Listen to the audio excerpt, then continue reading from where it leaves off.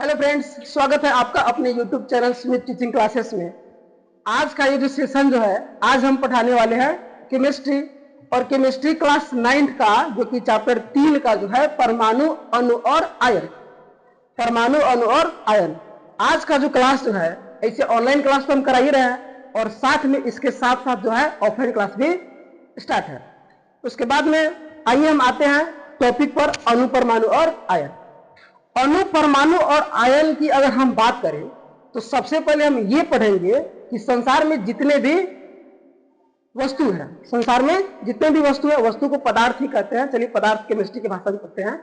संसार में जितने भी पदार्थ है उन सारे पदार्थ का निर्माण जो है किनसे होते हैं? अत्यंत छोटे छोटे कण से होते हैं। किनसे होते हैं? अत्यंत छोटे छोटे कण से होते हैं। संसार में जितने भी पदार्थ है, संसार में जितने भी पदार्थ है, ये पदार्थ चाहे जिस अवस्था में हो, ठोस अवस्था में हो तब, द्रव अवस्था में हो तब, चाहे गैस अवस्था में हो तब, चाहे प्लाज्मा अवस्था में हो तब, चाहे बोस कंडेंसेट अवस्था में हो तब। नहीं, 5 अवस्था पढ़ा है ना पदार्थ का। पदार्थ की कितनी अवस्था है? 5। अच्छा ये बताइएगा मुख्य रूप से कितनी अवस्था है? 3। कौन कौन? ठोस, द्रव और गैस। चौथा अवस्था कौन सा है? प्लाज्मा। और 5वां अवस्था कौन सा है? बोस कंडेंसेट अवस्था। तो संसार में जितने भी पदार्थ है, चाहे जिस अवस्था में पाए जाए, ठोस, द्रव, गैस, प्लाज्मा या बोस कंडेंसेट अवस्था, उस सारे पदार्थ का निर्माण जो है अत्यंत छोटे छोटे सूक्ष्म कण से मिलकर बने होते हैं। इन पदार्थ का निर्माण किससे होते हैं? अत्यंत अत्यंत अत्यंत सूक्ष्म कण से मिलकर बने होते हैं। किनसे मिलकर बने होते हैं? अत्यंत सूक्ष्म कण से मिलकर बने होते हैं। पदार्थ का निर्माण किनसे होते हैं? अत्यंत सूक्ष्म कण से मिलकर बने होते हैं। और ये सूक्ष्म कण जो है गोलाकार होते हैं। इसकी संरचना कैसा होता है? गोलाकार। अगर इसकी संरचना की बात करें तो इसकी संरचना कैसा होता है? गोलाकार। संरचना कैसा होता है? गोलाकार। ठीक है। अत्यंत सूक्ष्म कण, ये कण इतने छोटे होते हैं, इतने छोटे होते हैं कि अगर हम नंगी आंख से भी देखेंगे तो दिखाई नहीं देगा। आंख तो दूर की बात, अगर इसको हम साधारण माइक्रोस्कोप से भी देखेंगे ये दिखाई नहीं देता है। साधारण माइक्रोस्कोप से भी दिखाई नहीं देता है। इसको देखने के लिए जो है या तो हाई पावर का माइक्रोस्कोप, नहीं तो नहीं, हाई पावर का क्या, वही हाई पावर का माइक्रोस्कोप। अब हाई पावर का माइक्रोस्कोप जैसे कि अल्ट्रा माइक्रोस्कोप या इलेक्ट्रॉन माइक्रोस्कोप, अगर इन दोनों माइक्रोस्कोप का अगर हम प्रयोग करेंगे तो पदार्थ जिसका निर्माण अत्यंत सूक्ष्म कण से हुआ है वो दिखाई दे देंगे। सूक्ष्म कण की बात करें तो इसी सूक्ष्म कण को हम क्या कहते हैं? परमाणु कहते हैं। इसी सूक्ष्म कण को क्या कहते हैं? परमाणु। और अंग्रेजी में इसको क्या कहते हैं? एटम कहते हैं। अंग्रेजी में क्या कहते हैं इसको? एटम। अगर हम परमाणु की अगर हम बात करें तो जब बहुत सारे परमाणु जब एक जगह मिलते हैं, जब बहुत सारे परमाणु जब एक जगह मिलते हैं तो किसका निर्माण करते हैं? अणु का निर्माण करते हैं। जब बहुत सारे परमाणु जब एक जगह मिलते हैं तो किसका निर्माण करते हैं? अणु का। और जब बहुत सारे अणु जब एक जगह मिलेंगे, जब बहुत सारे अणु जो है जब एक जगह मिलेंगे तब जाकर जो है किसका निर्माण होगा? तब जाकर जो है पदार्थ का निर्माण होगा। तब जाकर किसका निर्माण होगा? पदार्थ का निर्माण होगा। यानी कहने का मतलब यह है कि पदार्थ का निर्माण अणु एवं परमाणु से होता है। पदार्थ का निर्माण किससे होते हैं? अणु एवं परमाणु से। दोनों छोटे छोटे कण हैं, अणु एवं परमाणु दोनों छोटे छोटे कण हैं, लेकिन इस अणु और परमाणु में ज्यादा छोटा परमाणु है और उससे थोड़ा सा बड़ा क्या है? अणु है। समझ आ रहा है ना? पदार्थ का निर्माण किससे होता है? अणु एवं परमाणु से। अणु एवं परमाणु में सबसे छोटा कौन है? परमाणु। और अणु क्या है? तो परमाणु से थोड़ा सा बड़ा है। संसार में जितने भी पदार्थ है, जितने भी अलग अलग पदार्थ है, उन सारे अलग अलग पदार्थ का गुण क्या होते हैं? अलग अलग होते हैं। कारण क्या है? कारण ये है कि अलग अलग पदार्थ का निर्माण जो है अलग अलग अणु एवं परमाणु से मिलकर बना होता है। उसके बाद में हम अणु, परमाणु और आयन के पढ़ने से पहले हम पढ़ेंगे रासायनिक संयोग के नियम। क्या पढ़ेंगे? रासायनिक संयोग के नियम। अणु, परमाणु और आयन पढ़ने से पहले हम क्या पढ़ेंगे? रासायनिक संयोग के नियम के बारे में पढ़ेंगे। रासायनिक संयोग के नियम, रासायनिक संयोग के नियम। अगर रासायनिक संयोग के नियम की अगर हम बात करें, रासायनिक संयोग के नियम की अगर हम बात करें, रासायनिक संयोग के नियम की बात करें तो मुख्य रूप से इसके कितने नियम होते हैं? 3। मुख्य रूप से इसके कितने नियम होते हैं? 3। रासायनिक संयोग के नियम के मुख्य रूप से कितने नियम होते हैं? 3। कौन कौन? तो पहला है द्रव्यमान संरक्षण का नियम। पहला कौन सा है? द्रव्यमान संरक्षण का नियम, द्रव्यमान संरक्षण का नियम। दूसरा कौन सा है? दूसरा कौन सा है?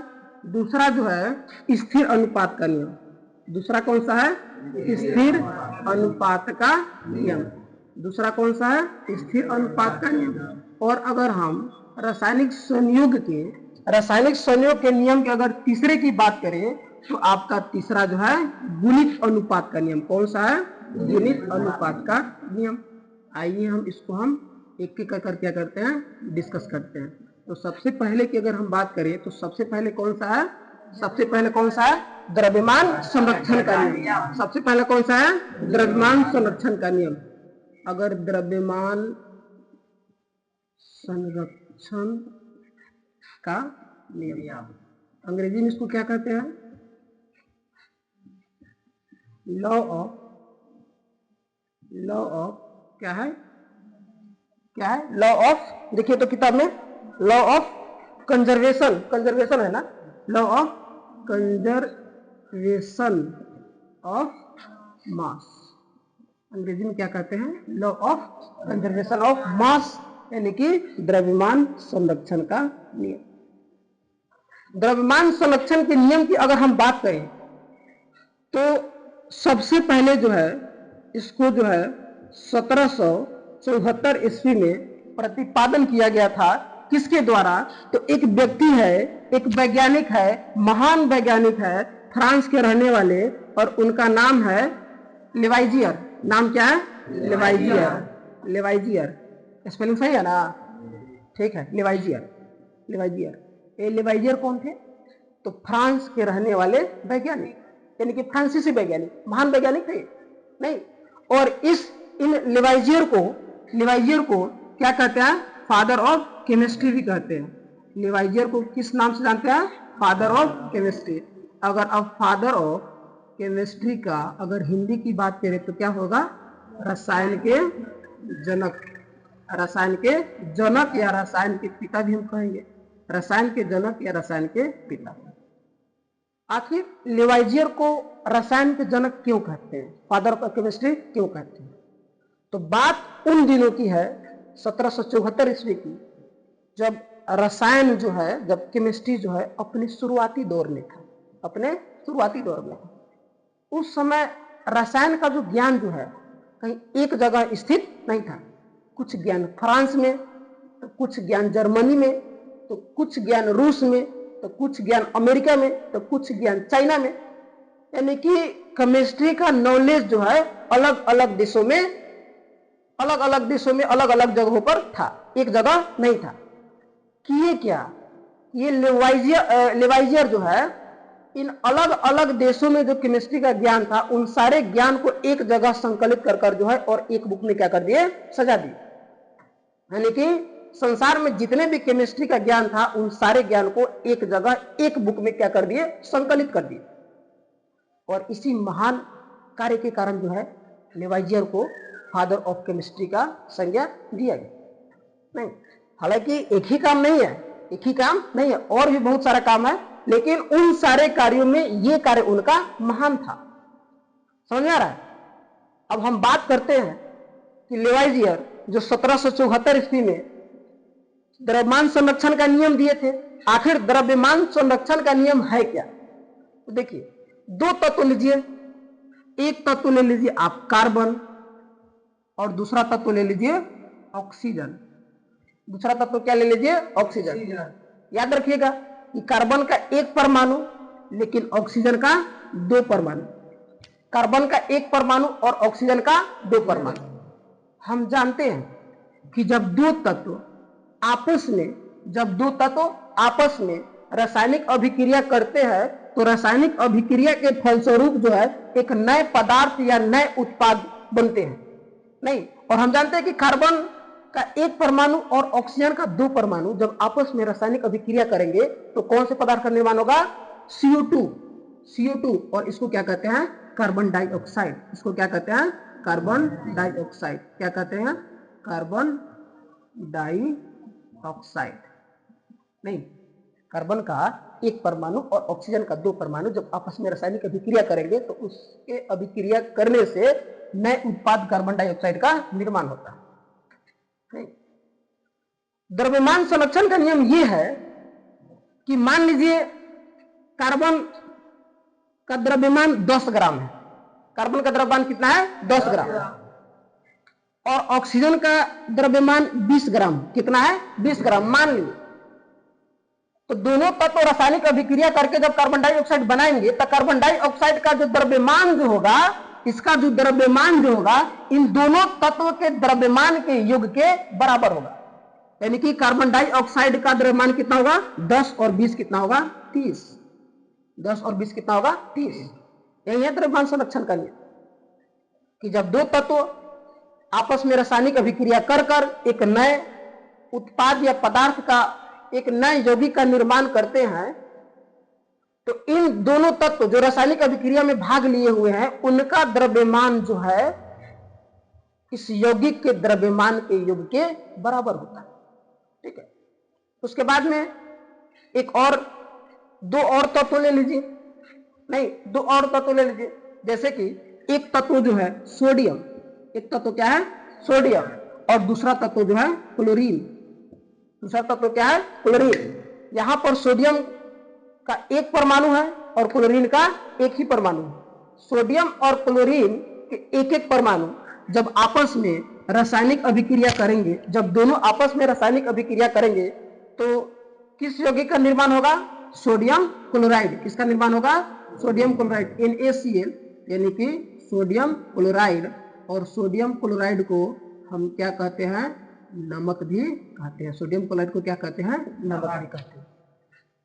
यानी कि सोडियम तत्व और क्लोरीन तत्व जब आपस में रासायनिक अभिक्रिया करेंगे तो रासायनिक अभिक्रिया करने के फलस्वरूप जो है एक नए यौगिक का निर्माण होगा और उस यौगिक का नाम क्या है? NaCl।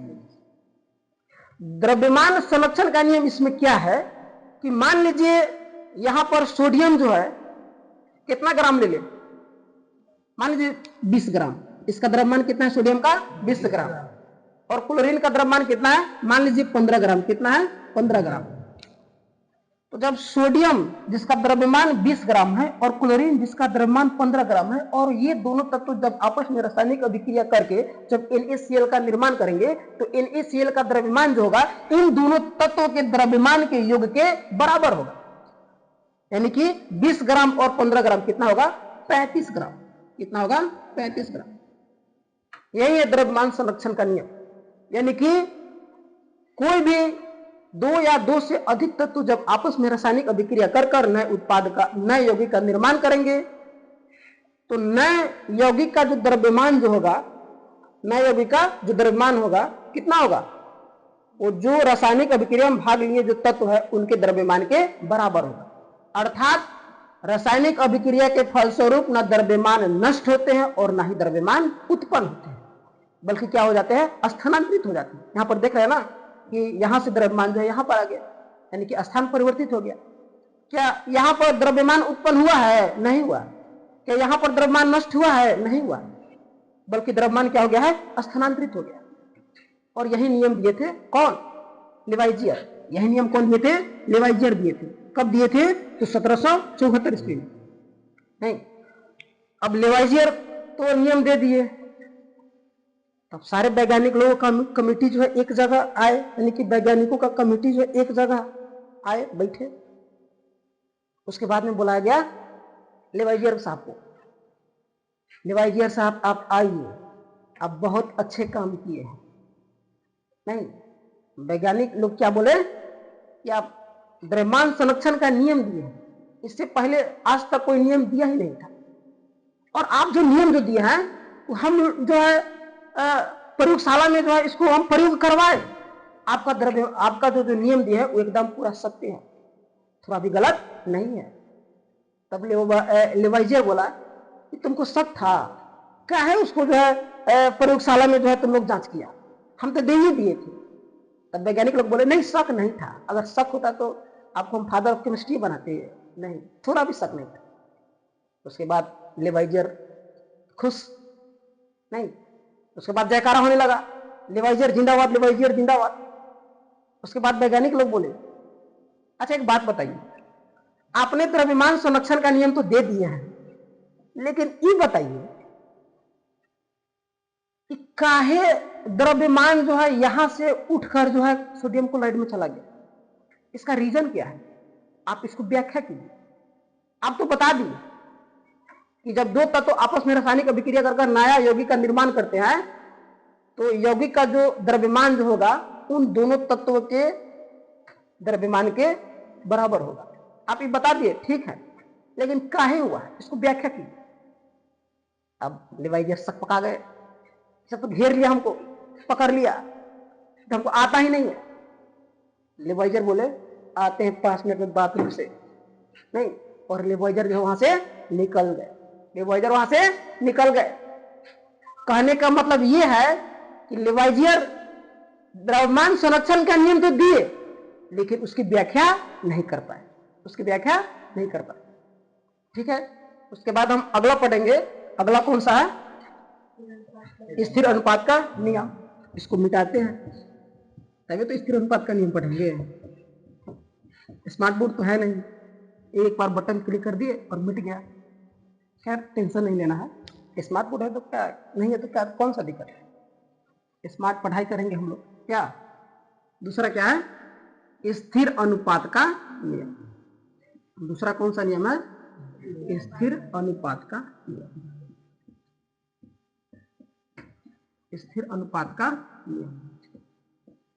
अगर स्थिर अनुपात का नियम की अगर हम बात करें, अगर स्थिर अनुपात के नियम की अगर हम बात करें तो ये नियम जो है 1779 ईस्वी में, कब, 1779 ईस्वी में, और एक वैज्ञानिक थे जिनका नाम था प्राउस्ट, जिनका क्या नाम था, प्राउस्ट। नहीं, स्थिर अनुपात नियम का प्रतिपादन जो है प्राउस्ट के द्वारा कब दिया गया, 1779 ईस्वी। अब ये नियम क्या है, तो नियम ये यही है कि मान लीजिए नियम ये है कि एक रासायनिक यौगिक, एक रासायनिक यौगिक का अगर हम निर्माण की बात करें, एक रासायनिक यौगिक का अगर हम निर्माण की बात करें, ये रासायनिक यौगिक का निर्माण जो है समान तत्वों से मिलकर होता है, समान तत्वों से मिलकर होता है। अरे गड़बड़ सबर हो जा रहा है, समान तत्वों से मिलकर होता है। स्थिर अनुपात का नियम क्या है कि एक रासायनिक यौगिक का निर्माण समान तत्वों से मिलकर होता है। नहीं, और ये तत्व जो है, ये तत्व निश्चित अनुपात में होते हैं, ये तत्व निश्चित अनुपात में होते हैं। कोई भी रासायनिक यौगिक जिसका निर्माण जिन तत्वों से हुआ है, यानी कि समान तत्व से मिलकर होता है, वो तत्व जो है एक निश्चित अनुपात में होते हैं। जैसे कि मान लीजिए कि एक रासायनिक यौगिक H2, एक रासायनिक यौगिक क्या है, H2, और इसको हम क्या कहते हैं, जल। अच्छा एक बात बताइएगा, H2 एक यौगिक है, H2 क्या है, एक यौगिक है, इसका निर्माण किन किन तत्वों से हुआ है। अगर H2O के निर्माण की बात करें तो किन तत्वों से हुआ है, हाइड्रोजन और ऑक्सीजन, दो तत्व, हाइड्रोजन और ऑक्सीजन। और एक बात याद रखिएगा कि जल का निर्माण जब होगा तो हाइड्रोजन और ऑक्सीजन से ही होगा। कि हाइड्रोजन के 2 परमाणु और ऑक्सीजन के 1 परमाणु, एक लिखते नहीं है, हाइड्रोजन के 2 परमाणु और ऑक्सीजन के 1 परमाणु जब आपस में मिलेंगे तो किसका निर्माण होगा, जल का निर्माण होगा। हाइड्रोजन के दो परमाणु और ऑक्सीजन के एक परमाणु जब आपस में अभिक्रिया करेंगे, जब आपस में मिलेंगे तो किसका निर्माण होगा? जल का निर्माण होगा, H2O का निर्माण होगा। और H2O क्या है? एक प्रकार का यौगिक। आप कहीं का भी जल ले लीजिए, चाहे नदी का जल लीजिए, सागर का जल लीजिए, महासागर का, झील का लीजिए, भूमिगत जल ले लीजिए, चाहे पाकिस्तान का, चाहे अफगानिस्तान का, अमेरिका का, चाहे कहीं का भी जल ले लीजिए, उस जल का निर्माण जब होगा किससे होगा? हाइड्रोजन और ऑक्सीजन से होगा। नहीं, उस जल का निर्माण जब होगा तब किससे होगा? हाइड्रोजन और ऑक्सीजन का होगा, चाहे जल कहीं का भी हो। ठीक है। और उस जल में जब हाइड्रोजन और ऑक्सीजन का जब अनुपात होगा वो कितना होगा? 2:1 होगा। कितना होगा? 2:1 होगा। आप कैसा भी जल ले लीजिए, चाहे डिस्टिल वाटर लीजिए तब, चाहे कुआं का वाटर लीजिए तब, चाहे गंदा वाटर लीजिए, नाली का वाटर कहीं भी लीजिए, वो जब निर्माण होगा तो हाइड्रोजन और ऑक्सीजन से ही होगा। और उसका जो अनुपात होगा वो कितना होगा? 2:1 होगा। ये नहीं कि भारत के जल जो है उसमें हाइड्रोजन 2 परमाणु होंगे और ऑक्सीजन 1 परमाणु होंगे। और भारत से पहले विकसित है चाइना, तो चाइना के जल में हाइड्रोजन 3 परमाणु होगा और ऑक्सीजन 2 परमाणु होगा।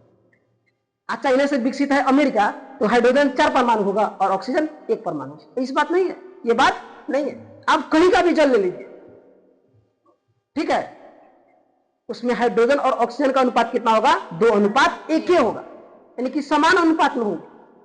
और जल का निर्माण हाइड्रोजन और ऑक्सीजन से ही होगा। ठीक है, चाहे कहीं का भी जल, यहां तक कि आप जो जल पीते हैं उसमें भी हाइड्रोजन और ऑक्सीजन का अनुपात 2:1 ही होता है। आप धोनी साहब जो जल पीते हैं उसमें जो है हाइड्रोजन और ऑक्सीजन का अनुपात 2:1 ही होते हैं। अब मोदी जी जो जल पीते हैं उसका भी अनुपात जो है हाइड्रोजन और ऑक्सीजन का अनुपात 2:1 ही होता है, सारे जल। ठीक है, यही है स्थिर अनुपात का नियम। समझ गए ना स्थिर अनुपात का नियम? क्या है स्थिर अनुपात का नियम? कि एक रासायनिक यौगिक का निर्माण, कोई भी रासायनिक यौगिक है, एक रासायनिक यौगिक का निर्माण जो है समान तत्वों से मिलकर बना होता है। नहीं, और ये जो तत्व जो होते हैं क्या होते हैं? तो एक निश्चित अनुपात में होते हैं। ये तत्व क्या होते हैं? एक निश्चित अनुपात में होते हैं। आइए दूसरा एग्जांपल देते हैं। दूसरा एग्जांपल की बात करें तो ग्लूकोज क्या है? ग्लूकोज। दूसरे अगर एग्जांपल की बात करें तो क्या है? ग्लूकोज। ग्लूकोज का सूत्र मालूम है? कितना होता है ग्लूकोज का सूत्र? है किसको मालूम है? तुमको मालूम है रे नीरज? कितना होता है? C6H12O6। ये क्या है? ग्लूकोज। ये क्या है? ग्लूकोज। ग्लूकोज एक रासायनिक यौगिक है। ग्लूकोज क्या है? एक रासायनिक यौगिक है। और इस ग्लूकोज में कार्बन के 6 परमाणु, हाइड्रोजन के 12 परमाणु और ऑक्सीजन के 1 परमाणु जब आपस में मिलेंगे, ऑक्सीजन के 6 परमाणु जब आपस में मिलेंगे तब जाकर किसका निर्माण होगा? ग्लूकोज का। एक रासायनिक यौगिक। नहीं, कहने का मतलब यह है कि ग्लूकोज के निर्माण की बात करें तो ग्लूकोज के निर्माण में कई गो तत्व? 3। कौन कौन? कार्बन, हाइड्रोजन और ऑक्सीजन। कार्बन, हाइड्रोजन और ऑक्सीजन। नहीं, आप कहीं का भी ग्लूकोज ले लीजिए, किसी भी कंपनी का भी ग्लूकोज ले लीजिए और कहीं का भी ले लीजिए, उस ग्लूकोज का निर्माण जब होगा तो कार्बन, हाइड्रोजन और ऑक्सीजन से निर्माण होगा और निश्चित अनुपात में होंगे। किस अनुपात में होंगे? निश्चित अनुपात में। कार्बन के 6 परमाणु, हाइड्रोजन के 12 परमाणु और ऑक्सीजन के 6 परमाणु। अगर इसको कटाएंगे तो 1:2:1। कार्बन, हाइड्रोजन और ऑक्सीजन का अनुपात क्या होगा? 1:2:1। नहीं, अगर थोड़ा भी अगर ये अनुपात बदलेगा तो फिर ग्लूकोज नहीं बन पाएगा। ग्लूकोज जब बनेगा तो कार्बन, हाइड्रोजन और ऑक्सीजन के संयोग से। और कब बनेगा? जब कार्बन के 6 परमाणु, हाइड्रोजन के 12 परमाणु और ऑक्सीजन के 6 परमाणु रहेंगे, तब जाकर किसका निर्माण होगा? ग्लूकोज का। यही है स्थिर अनुपात का नियम। स्थिर अनुपात का नियम समझ गए? उसके बाद में अब तीसरा नियम की बात करें तो तीसरा नियम कौन सा है? गुणित अनुपात का नियम। कौन सा है? गुणित अनुपात का नियम। चलिए इसको मिटाते हैं।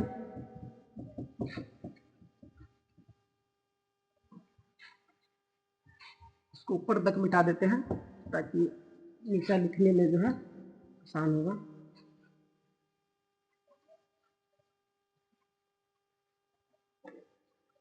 क्या है? गुणित अनुपात का नियम।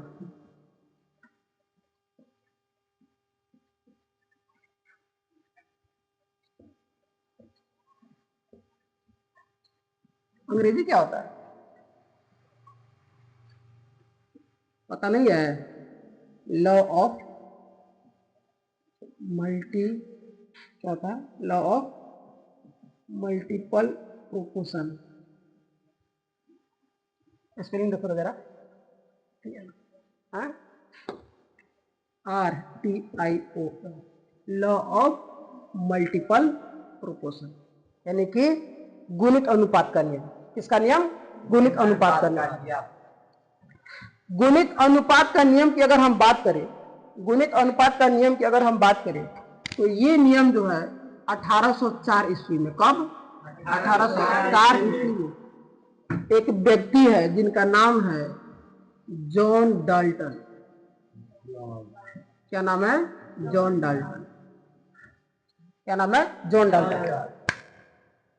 जॉन डाल्टन के द्वारा जो है 1804 ईस्वी में गुणित अनुपात का नियम दिया गया था। ये नियम क्या है आइए हम समझते हैं। मान लीजिए दो तत्व ले लीजिए आप। दो तत्वों में आप ले लीजिए एक कार्बन और एक ले लीजिए ऑक्सीजन। दो तत्वों में कौन कौन तत्व लिए है? एक कार्बन लिया है और एक ऑक्सीजन लिया है। अच्छा एक बात बताइएगा, कार्बन का परमाणु द्रव्यमान कितना होता है? कार्बन का परमाणु द्रव्यमान पता है? अच्छा परमाणु संख्या बताइए तो। 6 दूना 12। कार्बन का परमाणु द्रव्यमान कितना होता है? 12 AMU। आप बोलिएगा कि AMU क्या है, तो द्रव्यमान मापने का यूनिट है। अगर ऑक्सीजन का अगर हम परमाणु द्रव्यमान की अगर हम बात करें, ऑक्सीजन का परमाणु द्रव्यमान इसका कितना होता है?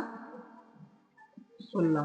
परमाणु संख्या 8, 8 दूना 16 AMU। और दो तत्व लिए हैं, कौन कौन? एक कार्बन और दूसरा कौन लिया है? ऑक्सीजन। एक बात बताइएगा, कार्बन और ऑक्सीजन से हम क्या कौन कौन सा यौगिक बना सकते हैं? कार्बन डाइऑक्साइड, कार्बन मोनोऑक्साइड भी बना सकते हैं। यानी कि कार्बन का एक परमाणु, कार्बन का एक परमाणु और ऑक्सीजन का दो परमाणु जब आपस में मिलेंगे तब किसका निर्माण होगा? कार्बन डाइऑक्साइड का। किसका निर्माण होगा? Carbon dioxide.